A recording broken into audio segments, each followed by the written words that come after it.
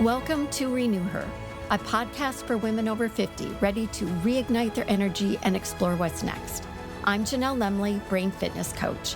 Here, you'll hear real stories from women taking on new challenges after 50, along with brain health tips to boost focus, energy, and the mindset to move forward with confidence. Let's dive into today's episode. Welcome to another RenewHer Reflection. These episodes are a little different from my interviews and brain notes. They're simply conversations about things I've been noticing, experiences I've had, questions I've been thinking about, and lessons life has been teaching me. My hope is that something I share resonates with you too. Have you ever noticed how sometimes the smallest, most ordinary moments end up revealing something about ourselves? For me, one of those moments has come from my dog, Peyton. Peyton is 13 years old now, and every morning we go for a walk. It's something we've done for years, and it's one of my favorite parts of the day, and I know it is hers. A few years ago, though, our morning walk started looking a little different. Every year, once the weather starts warming up, Peyton begins stopping in the middle of our walks. Sometimes she'll decide she doesn't want to go the direction I'm leading her and simply refuse to move. And if I try to encourage her to go my way, she makes it very clear she's made her decision. She'll only move if I go her direction. Other times, she stops because she's just done.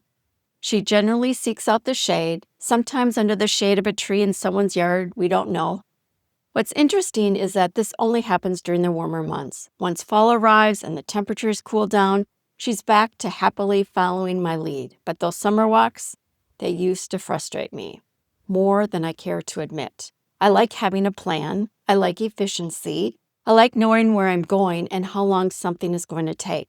So when Peyton decided she was finished or decided we were heading in the opposite direction from where I wanted to go, it completely disrupted what I thought our walk should look like. Instead of enjoying our time together, I found myself frustrated for the rest of the morning. Looking back, I realized it wasn't really about the walk. It was about my expectations. Every morning, I expected the walk to go according to my plan. I expected Peyton to follow my lead. I expected us to take the route I had in mind. And every morning, she reminded me that she had a different idea. At first, I resisted. I'd get impatient. I'd try to convince her to keep going. I'd wonder why couldn't we just walk like we used to? I finally got tired of spending our walks frustrated. I got tired of letting something that was supposed to bring me joy leave me irritated. And gradually, I realized something. Peyton wasn't ruining my morning. My expectations were. That realization changed everything. Peyton didn't change, our walks didn't change, but I did. Instead of fighting what was happening, I started planning for it. Before we leave, I might tell my husband we may need a pickup in about 45 minutes. Or if I can tell Peyton is slowing down, I'll call him before she reaches her final stopping point. Sometimes she just needs a few minutes to rest in the shade before she's ready to continue. Other times I know she's reached her limit, and that's okay too. The circumstances didn't change, my response did. And it's amazing what happened after that. I started enjoying our walks again. I became more relaxed, more present. Instead of focusing on getting home or thinking about how the walk wasn't going according to plan, I started noticing what was actually happening around me. People driving by would see Peyton stretched out in the grass, rolling around on her back, doing squigglies, completely content while I stood nearby waiting. They'd smile, sometimes they'd laugh. I'd wave, and we'd share this little moment of connection. People walking by would stop and comment also.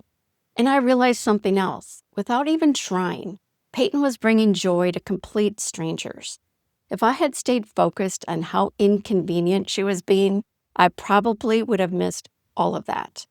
The more I reflected on those walks, the more I realized this wasn't just about Peyton, it was about expectations.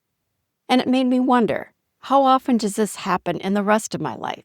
Maybe it's not the traffic. Maybe it's my expectation that I shouldn't be sitting in traffic. Maybe it's not the interruption. Maybe it's my expectation that my day should unfold exactly as I planned. Maybe it's not the long line at the grocery store. Maybe it's my expectation that I should be able to get in and out quickly. That doesn't mean difficult situations aren't difficult. Life happens, plans change, people disappoint us. Unexpected things come our way. But here's what I've discovered. Sometimes the frustration isn't coming from what's happening. It's coming from the gap between reality and the way I expected things to be. I can't always choose what happens, but I can choose how I respond. And sometimes choosing a different response starts with noticing what's really creating our frustration in the first place. I've started noticing how often this shows up in everyday life. Sometimes we have an expectation that people should respond a certain way, that circumstances should unfold a certain way, that life should follow the plan we've created in our minds. And when reality doesn't match those expectations, frustration often follows. Sometimes we spend so much energy focusing on how things should be, that people should change, that circumstances should be easier, that life should unfold according to our plan, that we miss what's right in front of us. The smiles, the laughter, the unexpected moments of joy, because we're so focused on what we expected to happen that we miss what is happening. The next time I find myself frustrated because things aren't going according to plan, I hope I'll remember those walks with Peyton. And maybe I'll pause long enough to ask myself, what expectation am I holding on to that's making this harder than it needs to be? Because sometimes life doesn't become easier because our circumstances change. Sometimes life becomes easier because we stopped resisting what is and start choosing how we respond. Until next time, I hope you find a little more peace by releasing the expectation that everything has to go according to plan and finding joy in what's already there. Thank you for joining me for this episode of Renew Her. If today's conversation sparked something in you, don't let it fade. Take even a small step toward what's next. If you found value in what you heard, please subscribe, leave a review, or share this podcast with a woman who's ready to take her next bold step.